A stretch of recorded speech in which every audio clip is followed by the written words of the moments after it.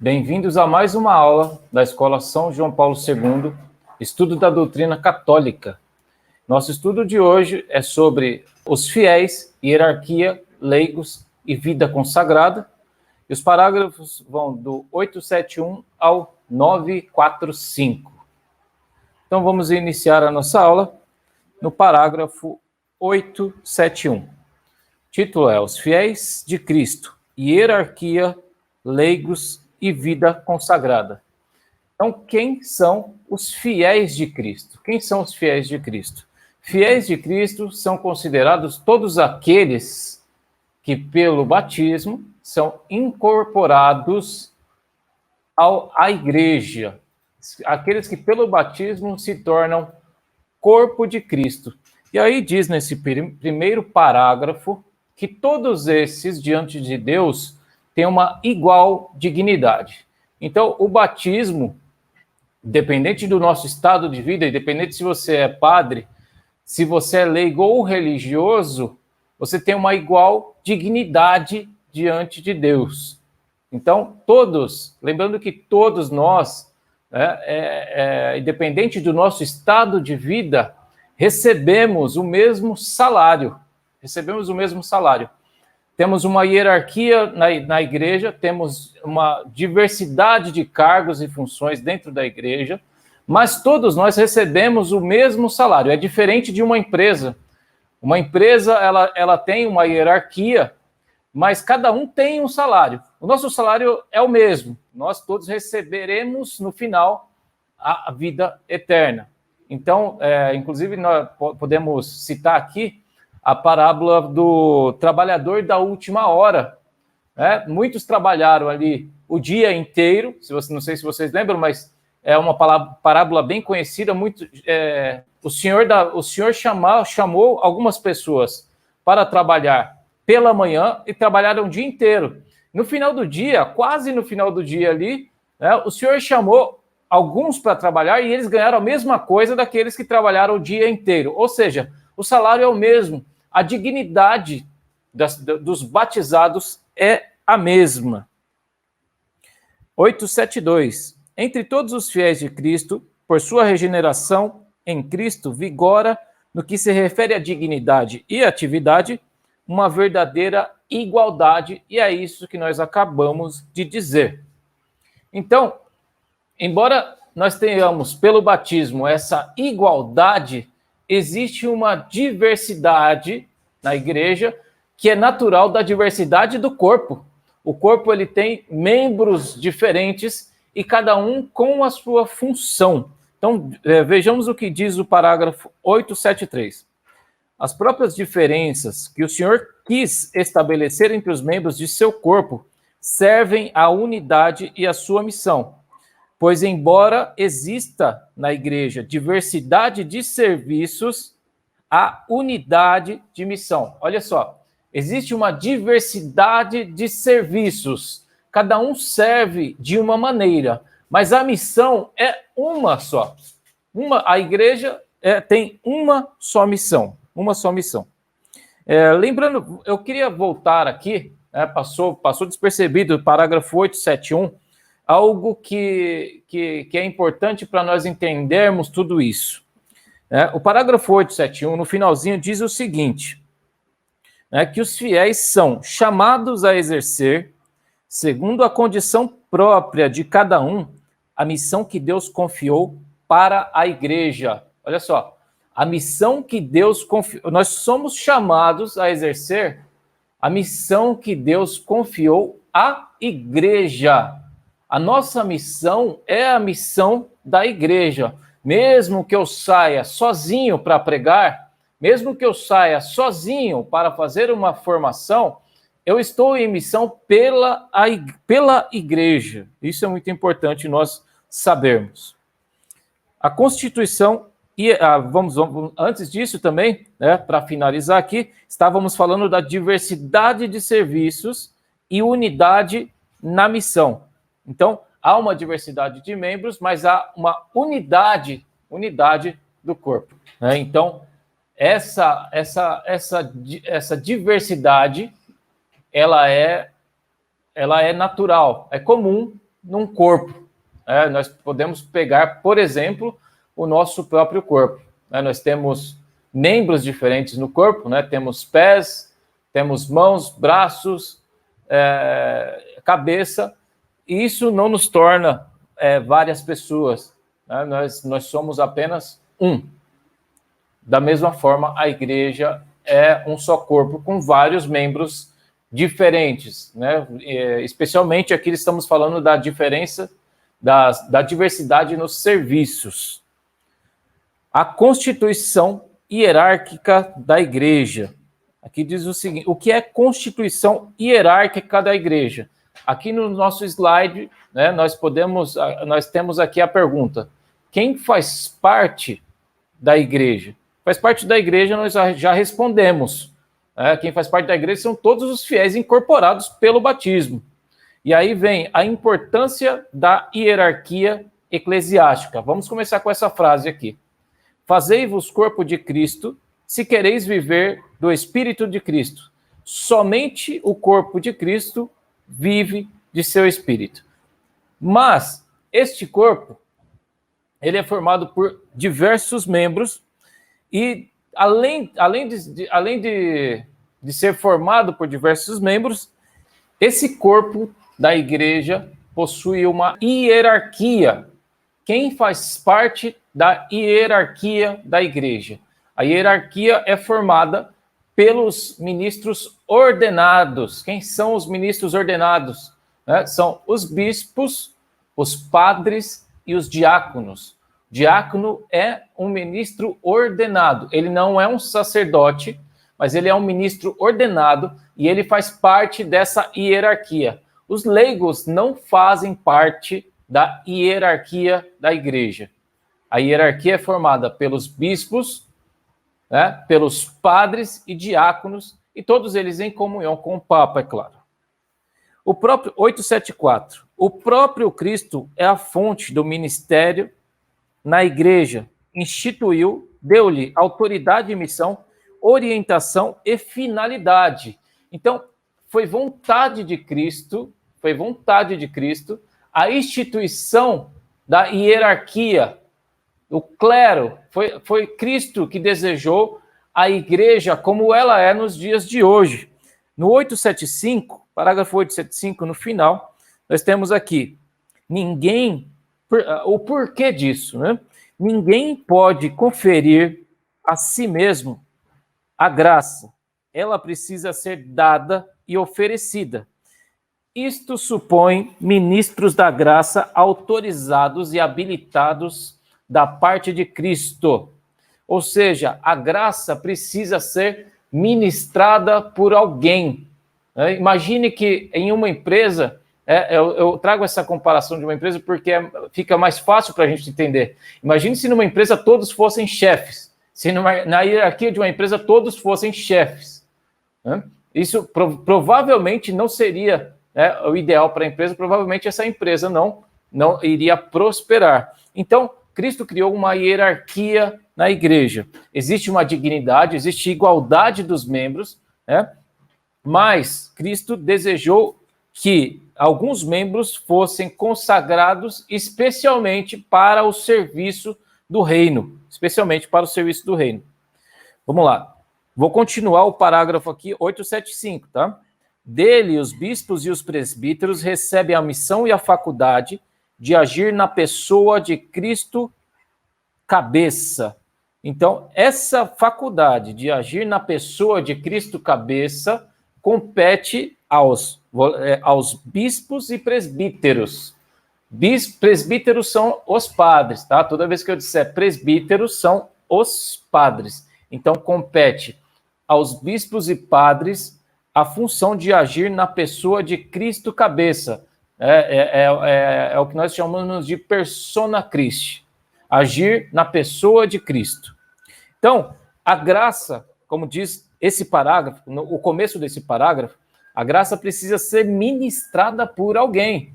Por isso existe essa hierarquia, esse poder dado aos bispos e aos padres, são para que eles ministrem a graça, porque assim foi da vontade do fundador da igreja. assim foi da vontade do fundador da igreja, nosso Senhor Jesus Cristo. Então, para nós termos uma ideia de como a graça ela não pode ser conferida a si mesmo, né? O padre, quando ele quer, né, se confessar, por exemplo, ele não pode se confessar consigo mesmo. O padre tem que confessar com outro padre, né? Essa graça precisa ser ministrada. Então, os padres também se confessam, né? O Papa também se confessa. E o Papa, que é o ministro, a autoridade suprema da igreja, visível, ele também tem que se confessar com outro padre. Então, assim, a graça de Deus ela tem que ser ministrada. 876. Intrinsecamente ligado à natureza do serviço sacramental do ministério eclesial está o seu caráter de serviço. Então, o padre tem um poder, tem a autoridade dada por Cristo. Cristo instituiu seus ministros com autoridade, e essa autoridade está ligada ao caráter de serviço, ou seja, o padre, o bispo, o papa, eles são instrumentos de Deus. Então, sem Cristo, eles não fazem nada. A graça não é deles, a palavra pregada também não é deles. Eles pregam em nome de Cristo, em nome da igreja de Cristo. Então, existe, né, nesse ministério eclesiástico, nós estamos falando da hierarquia da igreja, existe nesse ministério, né, da ordem, o caráter de serviço. Então, os ministros ordenados, eles são servos por excelência. Eles recebem autoridade e poder, mas são instrumentos na mão de Deus. Instrumentos na mão de Deus. Então, eles são servos por excelência. Instrumento para santificar os membros da igreja. 877. Outro caráter desse sacramento ministerial, né, da ordem, é o caráter colegial. Eles agem em comunhão com o Papa, em comunhão com toda a igreja. Então, todo bispo exerce seu ministério dentro do colégio episcopal. Vamos falar disso em seguida. Todo bispo exerce seu ministério dentro do colégio episcopal, em comunhão com o bispo de Roma, sucessor de Pedro, e o chefe do colégio, que é o chefe do colégio, né? Os presbíteros exercem seu ministério dentro do presbitério da diocese, sob direção de seu bispo. Os presbíteros, os padres da diocese, sob a direção de seu bispo. Então, existe um caráter aí colegial, né? Um caráter de comunhão. Quando um bispo, um padre age, ele age em comunhão com toda a igreja. E, finalmente, nós temos um terceiro caráter, né, uma terceira característica desse ministério eclesiástico, que é o caráter pessoal. Então, a ordenação, essa união especial que o ministro ordenado tem com Cristo, ministro ordenado, padre, bispo, né, tem com Cristo, ela tem um caráter também pessoal. Então, essa união com Cristo não anula a personalidade do padre, do bispo, né? Porque diz o parágrafo 878, se os ministros de Cristo agem em comunhão, agem também de maneira pessoal. Cada um é chamado pessoalmente, né? Para ser na missão comum, testemunha pessoal, assumindo pessoalmente a responsabilidade diante daquele que dá a missão e agindo em sua pessoa em favor das pessoas. Então, quando o padre diz, quando o padre ministra o sacramento da confissão, ele diz, eu te batizo em nome do Pai, do Filho e do Espírito Santo. É uma responsabilidade, ao mesmo tempo que ele age em comunhão com a igreja, ele assume pessoalmente a responsabilidade, né, de agir em nome de Cristo. Então, ele se torna com Cristo um, mas isso não anula, ele continua tendo a sua personalidade. Então ele diz no sacramento: eu te batizo em nome do Pai, do Filho e do Espírito Santo na hora do batismo. E na hora de perdoar os pecados, vocês podem reparar que o padre, ele diz: eu te perdoo em nome do Pai, do Filho e do Espírito Santo. O colégio episcopal e seu chefe, o Papa. O que é o colégio episcopal?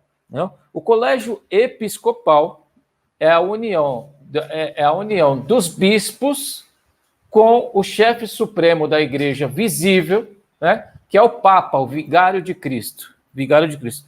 Esse é o colégio episcopal. Os assessores dos bispos são os padres, os presbíteros, mas o colégio episcopal é formado pelos bispos e o Papa. Então, o Papa é a cabeça do colégio episcopal. Sem o Papa não existe colégio episcopal.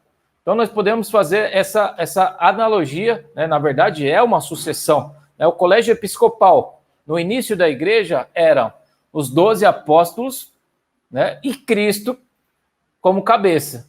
Hoje, na sucessão, nessa sucessão apostólica, hoje, o colégio episcopal é o Papa, que é a cabeça do colégio episcopal, com os sucessores dos apóstolos, que são os bispos. Então, não existe um colégio episcopal sem o Papa. Alguns bispos podem renunciar à fé da igreja, assim como já aconteceu algumas vezes, e quando esse bispo se separa da igreja, ainda existe o colégio episcopal, porque os outros bispos estão ligados ao Papa. Agora, por exemplo, se a gente tem 100 bispos e 97 bispos renunciam, sobram 3 com o Papa, o colégio episcopal é o Papa e os 3 bispos. É o Papa e os 3 bispos. Então, o Papa é o vínculo de união do colégio episcopal. 885. Enquanto composto de muitos, este colégio exprime a variedade e a universalidade do povo de Deus. Então, o colégio episcopal é constituído por todos os bispos. Então, isso exprime a universalidade da igreja. E aí nós temos um segundo ponto. Enquanto unido sob um só chefe, que é o Papa, isso exprime a unidade do rebanho de Cristo. A unidade do rebanho de Cristo. Então, a variedade, a variedade dos bispos, a quantidade de bispos expressa a universalidade do povo de Deus, enquanto a unidade é expressada pela união com um só chefe, que é o Papa. O munus de ensinar, 888. Munus de ensinar.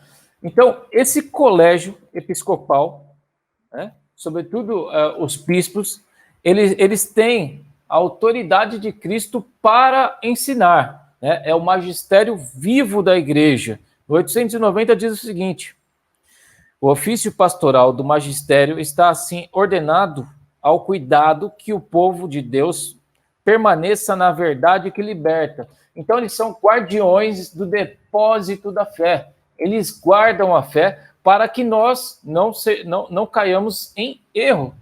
Para que a igreja guarda a fé através do seu colégio episcopal, que, como nós dissemos, é o bispo em união com o Papa. Eles têm a função de magistério da igreja, de guardar a fé, para que os fiéis não caiam numa heresia, não caiam em erro. O ofício pastoral do magistério está, assim, ordenado ao cuidado para que o povo, olha só, o cuidado para que o povo permaneça na verdade que liberta. Para executar este serviço, Cristo dotou os pastores do carisma da infabilidade em matéria de fé e costumes. O exercício deste carisma pode assumir várias modalidades. Então, essa infalibilidade no colégio dos apóstolos, ela pertence apenas ao Papa. No parágrafo seguinte diz isso, 891. Goza desta infalibilidade o pontífice romano, chefe do colégio dos bispos, por força de seu cargo, quando na qualidade de pastor e doutor supremo de todos os fiéis, é encarregado de confirmar seus irmãos na fé. Então, toda vez que o Papa fala em doutrina, toda vez que o Papa proclama um dogma na igreja, ele goza dessa característica da infalibilidade dada por Cristo. Então, a igreja, quando proclama algo relacionado à doutrina, sobretudo na pessoa do Papa, a igreja é infalível. Eu vou pegar uma parte do parágrafo 891 que explica bem, o que nós estamos estudando. Quando, por seu magistério supremo,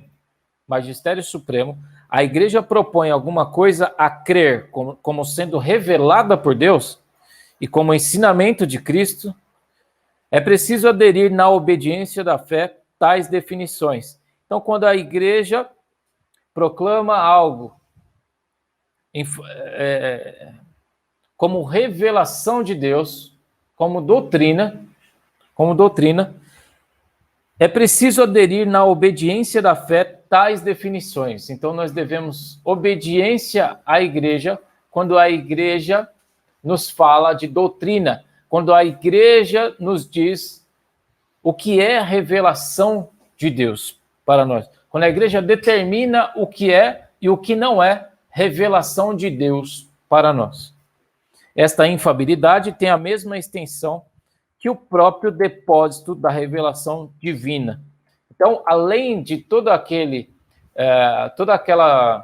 que a gente chama de depósito da fé, a igreja continua ensinando os seus fiéis, a igreja continua com a mesma autoridade dos apóstolos através dos seus sucessores. Então, quando ela proclama algo relacionado à doutrina, os fiéis devem obediência àquilo que é determinado pela igreja.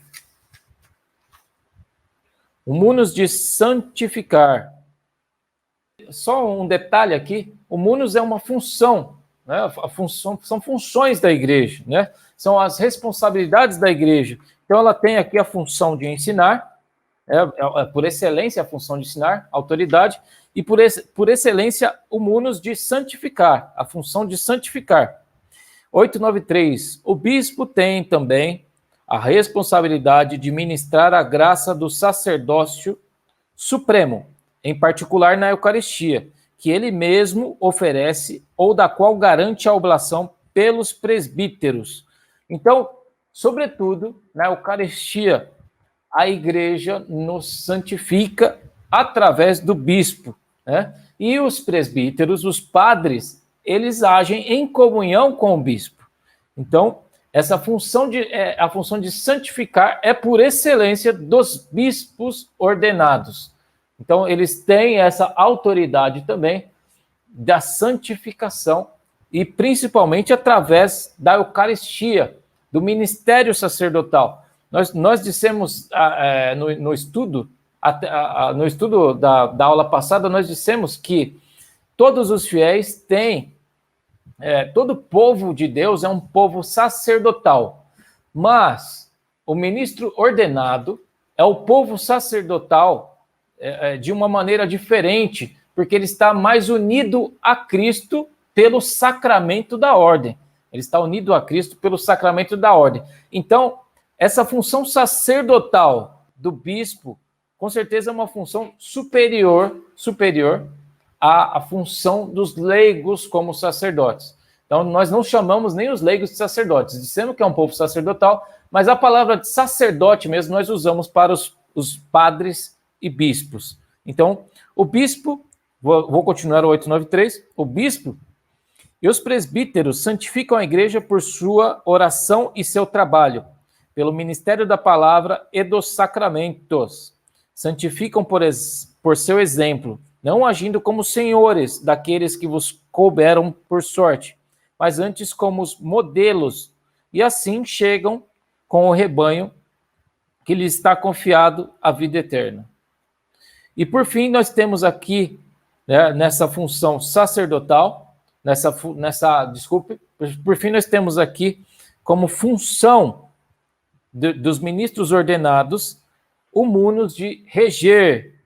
Reger, nós podemos dizer que é governar. Então, os bispos governam a igreja de Cristo. Os bispos e os leigos governam a igreja de Cristo. 894. Os bispos dirigem suas igrejas particulares como vigários e delegados de Cristo, com conselhos, exortações e exemplos. Nós falamos então aqui da hierarquia da igreja e agora falamos também aqui, ó, do colégio episcopal e seu chefe, nesse slide aqui. Acabamos de falar do colégio episcopal e seu chefe, né? Qual a missão do Papa? A missão do Papa é ser realmente o chefe, né? O chefe supremo da igreja, é o vigário de Cristo, é o cabeça do colégio episcopal. E aqui, quando se exerce a infabilidade do magistério da igreja, nós respondemos isso também. Quando se exerce a infabilidade, quando a igreja ela se manifesta em relação à doutrina. Quando a igreja se manifesta em relação à doutrina, quando a igreja se manifesta em relação à revelação de Deus, ela é infalível. Então, passei esse slide aqui para nós realmente fazermos essa revisão aqui desse conteúdo que nós acabamos de ver. E agora, nós entramos no conteúdo que chamamos fiéis leigos. Qual a vocação dos fiéis leigos? Veja só, no 897. Sob o nome de leigos, entende-se aqui todos os cristãos, exceto os membros das sagradas ordens. Sagradas ordens são o ministério ordenado da igreja, que nós acabamos de ver, a hierarquia da igreja. Então, fora aqueles que fazem parte da hierarquia da igreja, todos os outros são os fiéis leigos, né? Veremos aqui também uma terceira ordem aqui, uma terceira divisão, que seriam os religiosos dentro da igreja. Mas agora nós vamos falar dos fiéis leigos. Tá? Então, fiel leigo, todo aquele que é batizado, incorporado no corpo de Cristo e não é ordenado, não faz parte da hierarquia. Vocação dos leigos, 898. A eles, eu não estou no início do parágrafo, tá? Estou um pouquinho adiante. A eles, os fiéis, né? Portanto, cabe de maneira especial iluminar e ordenar de tal modo todas as coisas temporais, as quais estão intimamente unidos, que elas continuamente se façam e cresçam segundo Cristo e contribuam para o louvor do Criador. Então nós leigos, colocamos tudo a serviço de Deus e dos irmãos. Tá? Vou ler novamente. A eles, portanto, cabe de maneira especial iluminar e ordenar de tal modo as coisas temporais, né? Todas as coisas deste mundo são temporais, né? Tudo passa nessa terra. Então, nós ordenamos essas coisas temporais, as quais estamos intimamente unidos, que elas continuamente se façam e cresçam segundo Cristo e contribuam para o louvor do Criador e Redentor. De uma forma mais simples, né, eu coloco tudo a serviço de Deus, né, eu coloco o meu trabalho a serviço de Deus, eu coloco, né, em honra a Deus, né, eu coloco os meus bens a serviço de Deus, eu transformo tudo em louvor, aqui está escrito, em louvor ao Criador e Redentor. Eu transformo tudo isso em louvor. Então, vamos aqui para um exemplo simples, né? O fato de eu possuir um carro, que é um bem temporal, pode ser um meio de louvor a Deus, quando eu uso isso a serviço dos irmãos. Por exemplo, ao dar carona para um irmão de comunidade, né, para o irmão, um paroquiano, um irmão da paróquia, eu estou colocando esse bem a serviço de Deus e estou louvando a Deus através dos bens temporais. Então, é possível que o catecismo diz que é possível que, através dos bens temporais, nós possamos dar glória a Deus. 899. 899 também não vou pegar do início do parágrafo, tá? É um pouquinho depois aqui nas letrinhas pequenas, né? Uma citação de Pio VII, né? Os fiéis leigos estão na linha mais avançada da vida da igreja. Desculpa, não é Pio VII, não é Pio XII, tá? Então, os fiéis leigos estão na linha mais avançada da igreja. Graças a eles, veja isso, graças a eles, a igreja é o princípio vital da sociedade humana. Por isso, especialmente eles devem ter uma consciência sempre mais clara que não somente pertence à igreja, mas de serem igreja, isto é, comunidade de fiéis na terra, sob direção do chefe comum, o Papa, e dos bispos em comunhão com ele. Eles são a igreja. Então, a hierarquia, o clero é a igreja, mas os fiéis leigos têm que ter essa consciência de que também são igreja. Eles pertencem e são igreja. A participação dos leigos no munus sacerdotal de Cristo. Então veja que essa participação no munus sacerdotal de Cristo é diferente da participação dos padres, dos bispos e do Papa. Eles participam de uma maneira mais íntima, porque agem na pessoa de Cristo, agem como persona Christi. Essa união entre os padres e os bispos, ela é uma união diferente da nossa, porque ela é sacramental. Eles foram ordenados sacramentalmente para isso. Então, eles exercem essa função por excelência. A nossa parte é uma participação nesse munus sacerdotal. Nós fazemos uma participação. Então, 901 diz o seguinte: assim, todas as suas obras, preces e iniciativas apostólicas, vida conjugal e familiar, trabalho cotidiano, descanso do corpo e da alma, se praticados no espírito, e mesmo as provações da vida pacientemente suportadas, se tornam hóstias espirituais agradáveis a Deus por Jesus Cristo. Hóstias que são piedosamente oferecidas ao Pai com a oblação do Senhor na celebração da Eucaristia. Olha que bênção. Eu posso oferecer a Deus, porque a função do sacerdote, uma das funções do sacerdote é oferecer um sacrifício agradável a Deus. Então, o catecismo nos diz que na nossa vida de leigos, nós podemos oferecer a Deus a nossa família, o nosso trabalho, o nosso descanso, como está escrito aqui, do corpo e da alma, e as provações da nossa vida. Aonde nós oferecemos? Diz aqui, hóstias que são piedosamente oferecidas ao Pai como oblação do Senhor na celebração da Eucaristia. Isso é uma dica muito importante para a nossa vida. Na celebração da Eucaristia, eu ofereço toda a minha vida e nesse oferecimento eu faço a minha participação no munus sacerdotal de Cristo. Lembrando que o sacerdote é aquele que apresenta o homem a Deus, aquele que oferece o sacrifício humano para Deus, aquele que apresenta o homem a Deus.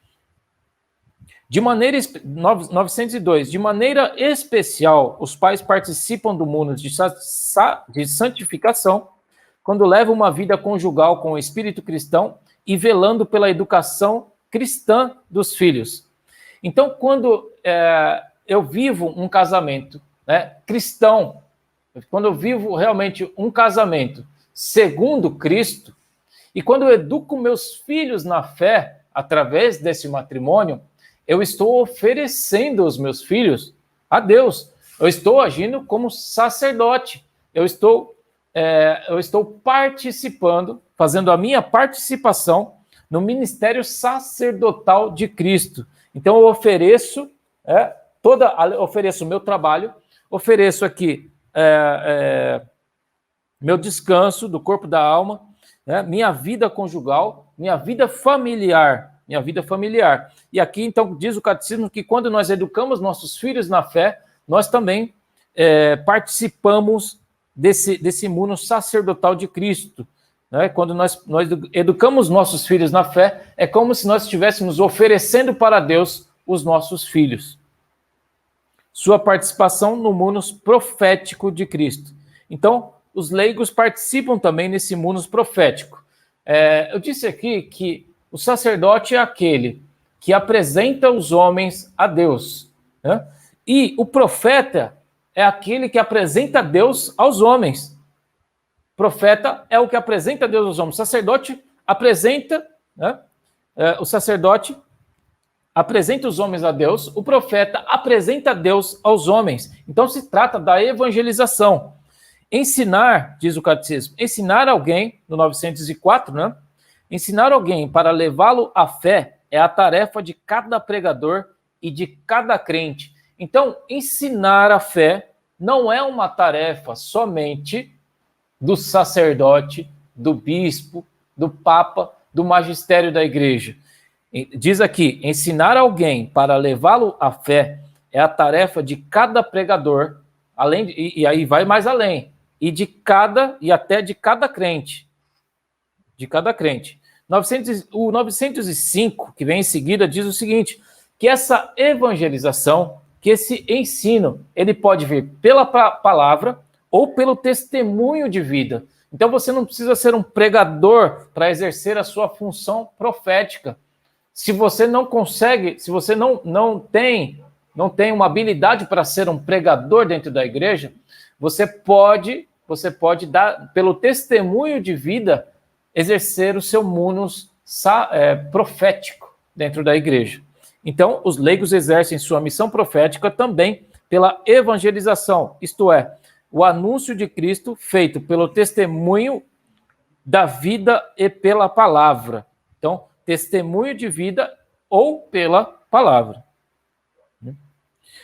Os leigos exercem sua missão profética pela evangelização, isto é, o anúncio de Cristo feito pelo testemunho de vida e palavra. 906.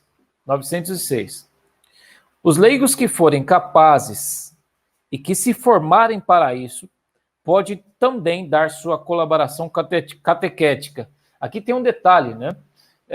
No batismo nós recebemos essa graça de participar da função profética. Mas aqueles que querem ser catequistas precisam passar por uma capacitação. Uma capacitação. Diz aqui, os leigos que forem capazes e que se formarem para isto, podem também dar sua colaboração na formação catequética, no ensino das ciências sagradas e atuar nos meios de comunicação. Então diz aqui que para atuar como catequista e para atuar nos meios de comunicação, é preciso estudar a doutrina, assim como nós estamos estudando agora. Então, é necessário, mesmo que pelo batismo você receba naturalmente esse dom de participar do ministério profético de Cristo, é necessário que você aperfeiçoe essa graça, aperfeiçoe este dom. Aperfeiçoe este dom. Sua participação no munus régio de Cristo. Nós falamos na aula anterior que o reinado de Cristo se dá através do serviço. Nós dissemos o seguinte na aula anterior, que, na verdade, Cristo disse, né, por meio da sua palavra, que ele não veio para ser servido, mas veio para servir. Então, uma das funções ali régias, né, de reinado de Cristo é o serviço. E nós participamos dessa função também régia de Cristo, essa função de governo.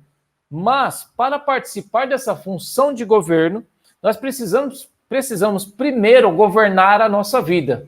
Porque para doar-se em serviço, é preciso ter um autodomínio. Então, diz o catecismo o seguinte: por sua obediência até a morte, Cristo comunicou aos seus discípulos o dom da liberdade régia. Então, uma pessoa escravizada pelo pecado, ela não tem condições de se doar. Então, vou ler novamente. Para sua obediência até a morte, por sua obediência até a morte, Cristo comunicou aos seus discípulos o dom da liberdade régia para que vençam em si mesmos o reino do pecado. Então, esse governo, essa participação no munus regio, no reinado de Cristo, começa pelo governo do nosso próprio corpo. Então, Cristo comunicou aos seus discípulos o dom da liberdade régia para que vençam em si mesmo o reino do pecado. Então, para que você exerça o reino de Cristo, a participação no reino de Cristo, no reinado de Cristo, é preciso vencer primeiro em nós o reinado do pecado. Preciso cada um de nós vencermos o reinado do pecado. E aqui uma citação de Santo Ambrósio, ela é totalmente explicativa para a gente finalizar esse tema.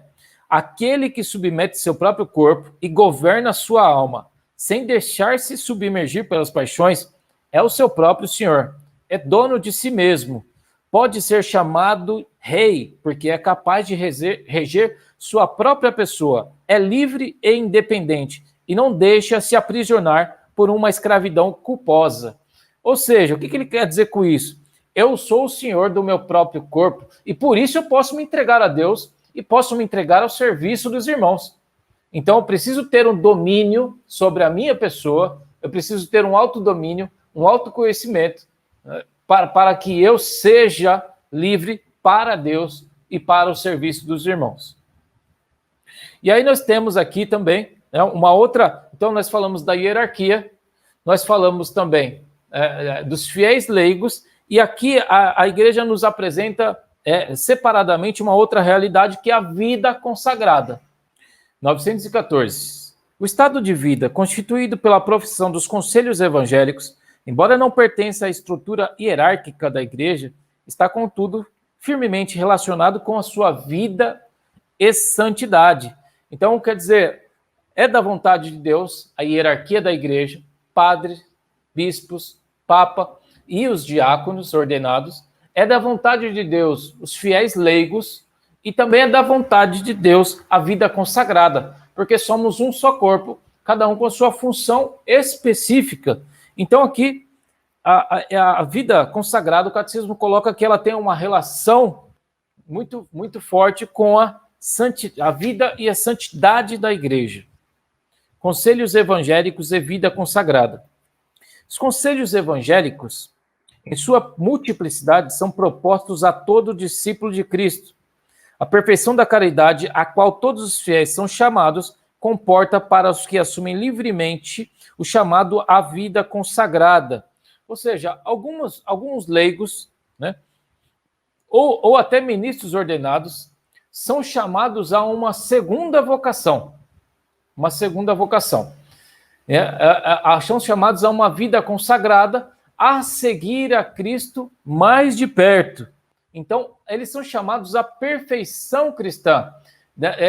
E daqui uma leitura bíblica que explica muito bem isso é a leitura do jovem rico. O jovem rico, ele já cumpria todos os mandamentos. Ele cumpria todos os mandamentos e ele pergunta para Cristo o que fazer para ganhar a vida eterna. Então, Cristo responde que basta cumprir os mandamentos, e terás a vida eterna. Então, ele diz, eu já cumpro os mandamentos. Ele fez a pergunta querendo algo mais. E Cristo falou, então, larga todo, se queres ser perfeito. Então, as pessoas que almejam uma consagração, elas buscam a perfeição da caridade. E aí Cristo diz, se queres ser perfeito, larga todo, vende todos os seus bens e segue-me. Então ele já cumpriu os mandamentos, mas existe ali um segundo chamado, uma segunda vocação. Uma segunda vocação. Então todos nós temos a primeira vocação, que é a nossa consagração pelo batismo. E aí, mesmo cumprindo os mandamentos, você é chamado à perfeição, a seguir a Cristo mais de perto, por uma opção individual, uma opção pessoal, uma opção sua, uma opção própria, seguir a Cristo mais de perto.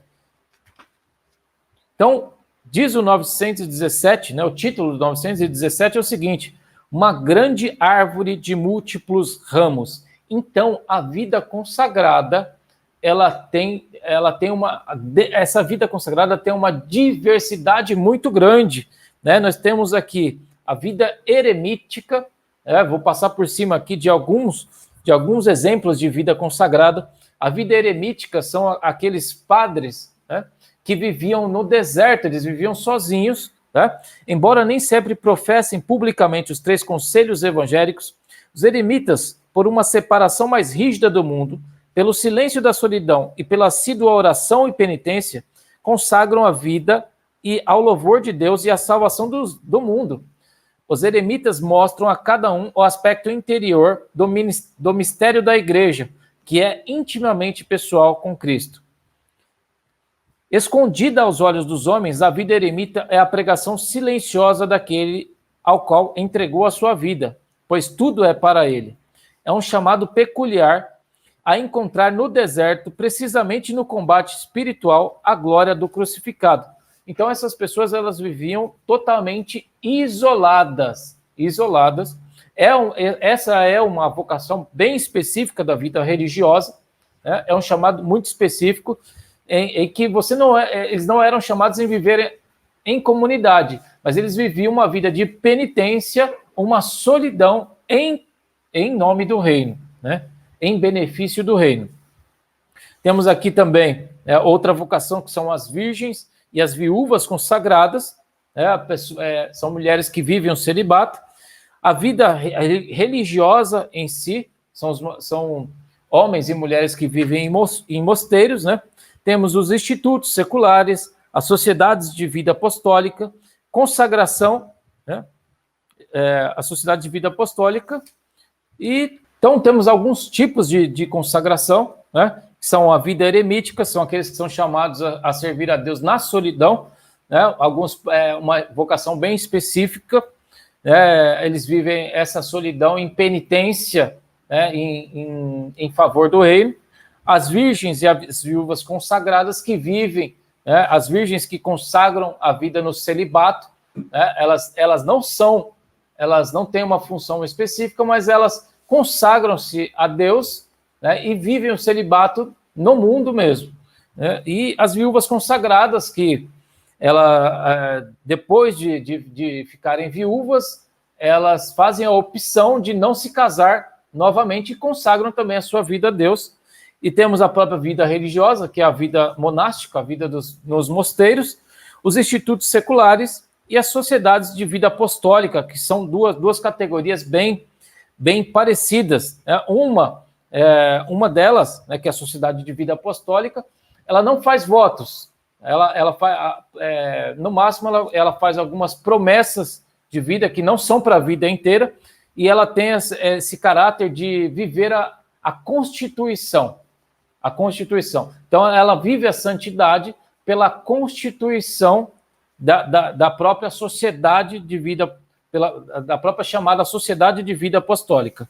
Então, esses são alguns tipos de consagração. Então, são vários tipos, né? A igreja diz que é uma grande árvore de múltiplos ramos.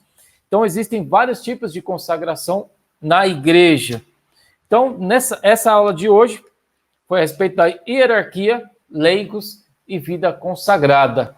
Então, encerramos essa aula de hoje. Na próxima aula, nós veremos o tema A Comunhão dos Santos. Fiquem com Deus, né? E até mais.